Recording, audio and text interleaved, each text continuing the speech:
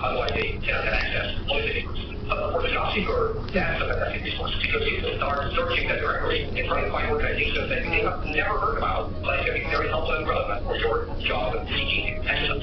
So the don't forget to register something in the search and look for. And then when you find an employer, what are they going to ask? Well, the number one thing they're going to ask is they're going to ask that for your page or email, but it's going to be in their past. Do you have the knowledge? Do you have the relevant knowledge? Right? And so probably really critical for CVs and cover letters. And very often when there's an application, the applicant would just not communicate that cover. So they might want to study here or study there, but their knowledge may not be relevant to that particular organization.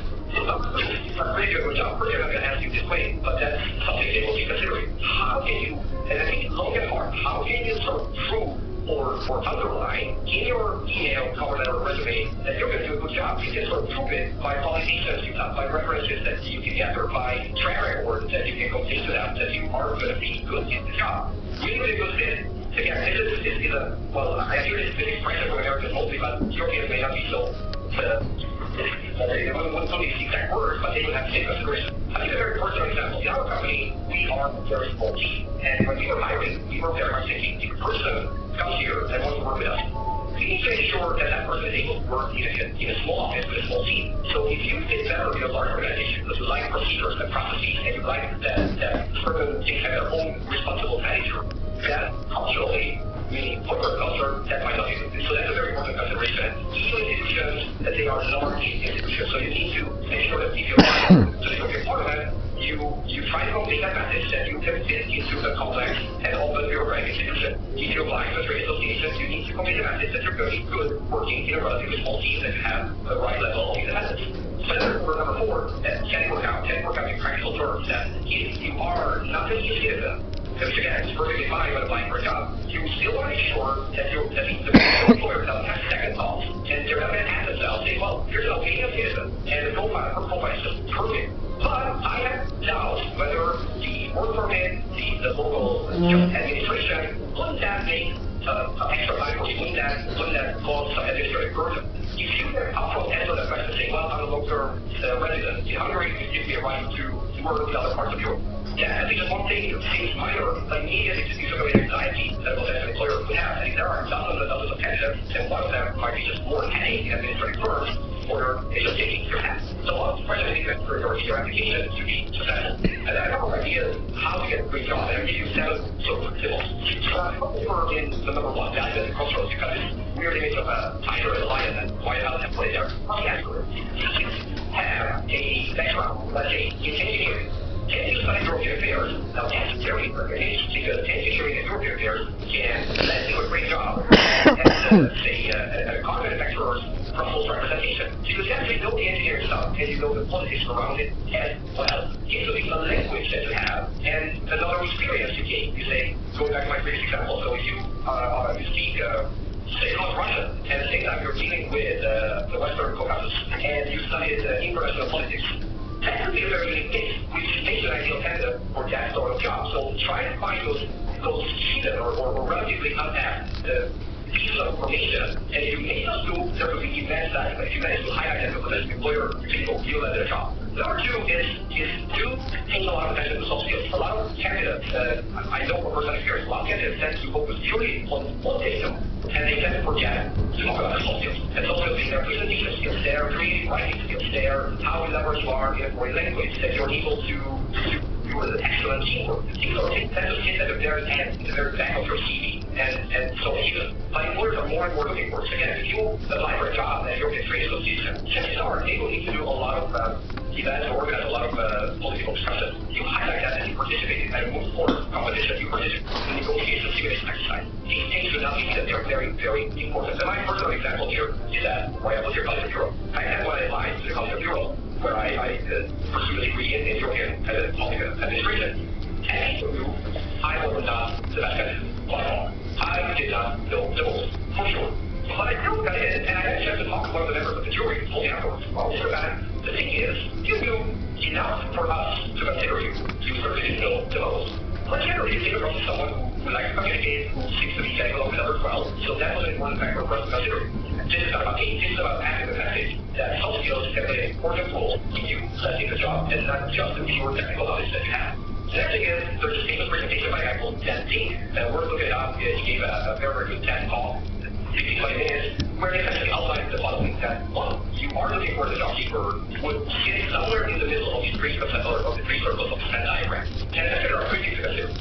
What is your desired level of autonomy? It goes back to my earlier point. If you're looking for a job in a two-person team because you're the Russell representative of the World Wildlife Fund, WWF, and they have a 10-person team, they probably would require you to have a lot of autonomy. But if you feel more comfortable in a large organization, in your level or required level of autonomy might be small. But definitely autonomy in your work is an important consideration. Number two would be factoring that you want to get better at your job. And if the job you're looking for may not offer that,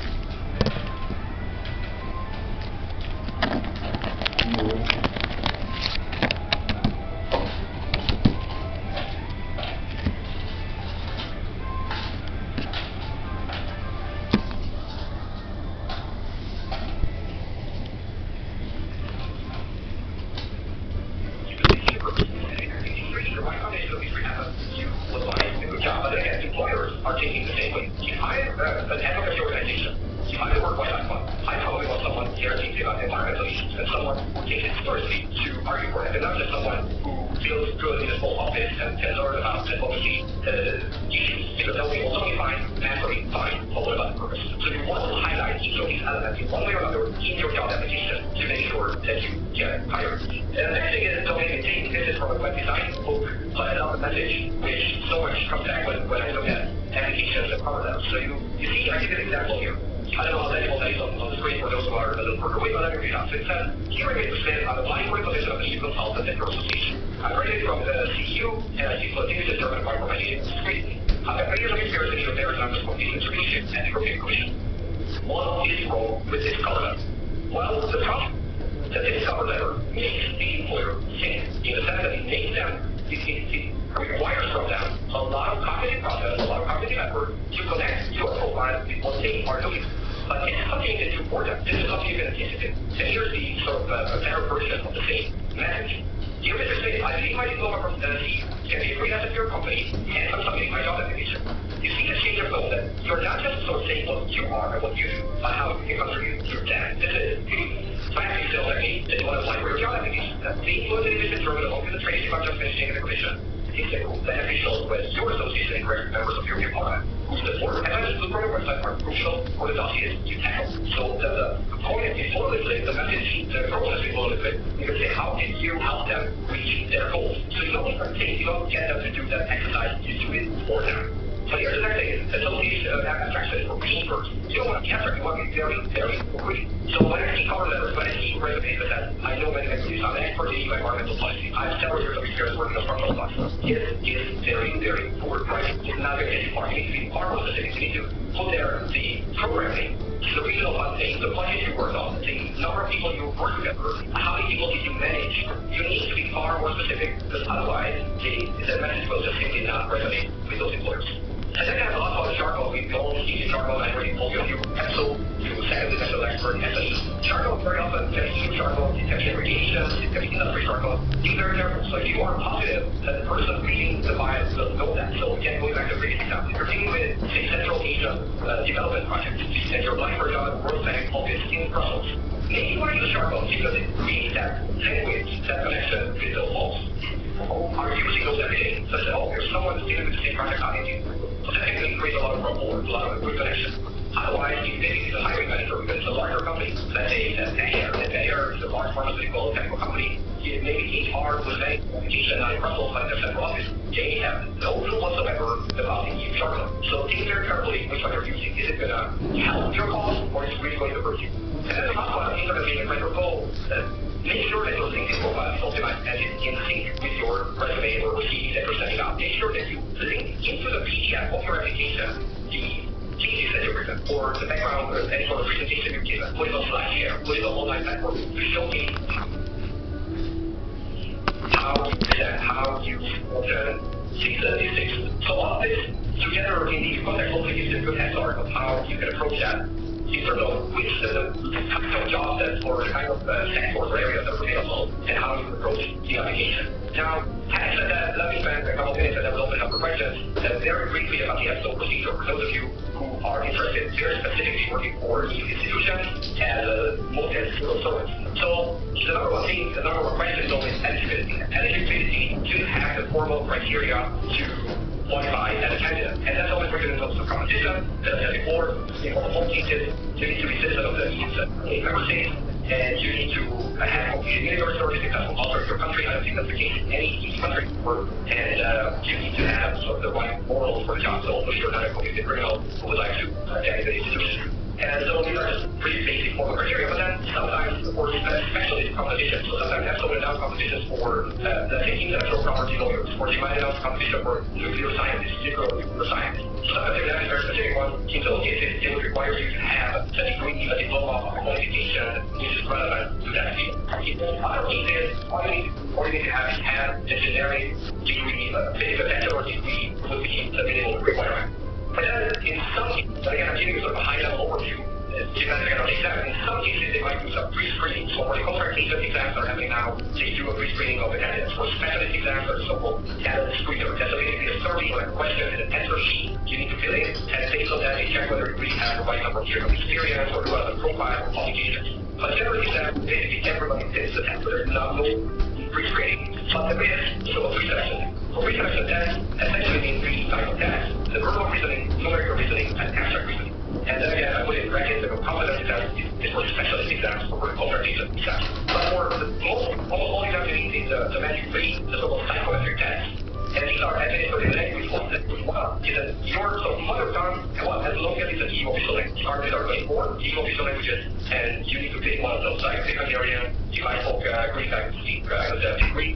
But I speak very English, I can speak English as well. But for the second part of the second stage of the competition, you need to pick English, French, or German, and it has to be different from language one. So if I were to take language one as English, I would be limited to French or German, as I could. Since my German is pretty limited, my French is pretty good, but I wouldn't necessarily want to have an exam in that language. I would then go for language like Hungarian, language two, English. And then, just to give you a snapshot, so the verbal reasoning is basically a test where there's a text message, the question, there are 4 statements and only one correct. And you see the timing is pretty harsh time pressure. You've got 20 questions, and you need to answer those in 30. And if I confuse you, pressure. But those of you who have done GMAT exams, you would know these type of questions. There's a very, very strict time in it, and a similar approach to it. Number 2 is the numerical reasoning. Numerical reasoning, again, easy to compare to GMAT. You've got a table, chart with numbers and figures, and you need to interpret that and reason and estimate a calculate. Again, 10 questions in 20 minutes is a pretty tough thing to do, but you have a calculator that you can use. And then you have an abstract reasoning, which is the one you free, all sorts of figures and shapes, moving, and turning, and you can find the way, how, or find the next one in the sequence. And here again, timers are the same, it's 10 questions and 10 minutes. So that's why we always compare this to sports. Most people who are in good physical shape can run 100 meters, but they cannot necessarily do that under 10 seconds. And to be able to come close to that, you need to practice. To be able to you need to practice, and you need to find a good methodology. And that's something you can observe. And then the so-called competency tests, these are not clinical, let's say, more exceptional, for exam exams, and these are very often about your knowledge of law, knowledge of public policy, knowledge of EU affairs. So that's a little exceptional there. But for this one, you have more time, 25 questions, 50 minutes, so 2 days per question. That's a luxury. So this gives you a rough idea of the pre-selection test. So pre-selection test is where thousands and thousands of candidates are trying to handle. So their goal is to get to the assessment center. And the assessment center is usually a one-day series of exams, which includes a case study, the oral presentations, or group exercise, the competency interview, and the specialist interview, specialist exam. Now, there's a lot to be said about the assessment center. You can find tons of free books on the training site. You can find instant training. You can find a lot of information. For the sake of today's discussion, enough to say that this is sort of the second stage of the selection process. And in some sense, even a fun exercise because you really test your skills, your competencies from so many angles. And then if all goes well, you can have a result and then recruitment happens. So that's when actually the European Commission, the Parliament, or the Public Courts in Luxembourg, the Courts of Justice, they can all add into the database and essentially send it over to you. So in a nutshell, in terms of working for institutions or working with the institutions, we need to give everybody a data in the private sector or field. And I think it's where I'll stop and open up for questions. So please don't panic. Okay, do you hear us? Yes, but I think it would make sense that you perhaps see whatever questions I have or my So are there any questions? Please raise your hand. Yes? Yeah, for those ones that aren't graduating in June, is there a sort of recommended time to start looking for jobs? Okay. Yeah, so recommended time looking for jobs. Well, specifically outside of the institutions, but not in the United If you're studying, that's no one seems because you guys don't graduate, but it's Russell. I think it's also requires that or tend to complete summer vacation mode as of 1st July all the way until 3rd September. So that's typically a dead zone, and you don't want to start looking for jobs from July or August until early or mid-September for the start picking up. Either way, if you're studying or your degree, well, it all depends whether you're full-time student or part-time, but that's pretty cool. And again, in terms of when during the year, I think, yeah, it's hard to say, but I think you're dealing with environment, obviously, retirement home. And if there's some major political event happening, whether it's COP21 or COP22, or the commission, check it out. There's going to be more interesting experts who understand that field. So you can be very timely in your education if there's some political development in the community. Now, for a lot of the hires in the context of Brexit, obviously it has to be more sectoral. Someone might deal with trade, someone might deal with more political issues. So that again would be a good time to look at application. Other questions? No? Yes. Certain European institutions like the European Investment Bank have a job posted on their website. I think for contract agents, how do they select their future? You mentioned the European Investment Bank, EIB, and that's a little bit of a special case. So they can be, they go their own way, and they would not go through council. So they would usually have their own HR department that would run the selection process, which is often unique to them. So it would be their notice of vacancy or vacancy notice for saying, well, here's the process for which we're going to hire new staff. Meaning, first we do a CV screening, and if you have that, we might have you sit or say, for whatever reason, we want you to take a case study about some investment-related issue, we're going to evaluate that, and eventually we're going to invite you to an interview. So agencies in general, and the European Investment Bank in particular, and actually even the European Central Bank in Frankfurt, they tend to have their own systems. And we did a pretty comprehensive study on how agencies and other institutions run their processes. So we did research, we pulled them out, we tried to get information, and that's on our website, but very transparently, it's a little dated. So we did that 2 or 3 years ago, so the information may not be relevant. But the idea is always in the vacancy notice that they need to disclose the kind of exams that they require. And for our search, we're always happy to help. So just look at email, we'll look at it, and we try to interpret that in the context of what we've heard, what we've seen, and our experience. Madam, yes. What would you suggest for the PhD students who have a specific type of knowledge or expertise? Did you hear? Yes, I did, and I'm thinking, it's hard to say that I get an answer for that, so it depends whether how theoretical that is, how practical that is. And I think it's always a challenge with those with PhD, let's say, PhD equivalent, very applicable if you want to stay in the research field. So you have, the European Commission has a joint research center, which is part of the European Commission, and they tend to hire a large number of researchers. And that could be social studies or social sciences, that could be engineering, that could be biochemistry, and many others. I give another example. I have a good friend, he's a researcher. He's actually biochemist, he's working in academia and conducting a lot of research projects. But he was recently hired by one of the EU agencies called the Research Executive Agency. And what they do is basically switch sides of the table, because it's no longer the one soliciting funds for research projects, but he's the one evaluating those applications, tender applications. So they certainly appreciate his understanding, deep understanding of the subject matter, because he knows what sort of criteria you need to look at to evaluate certain projects. So PhD you can first do research, or you can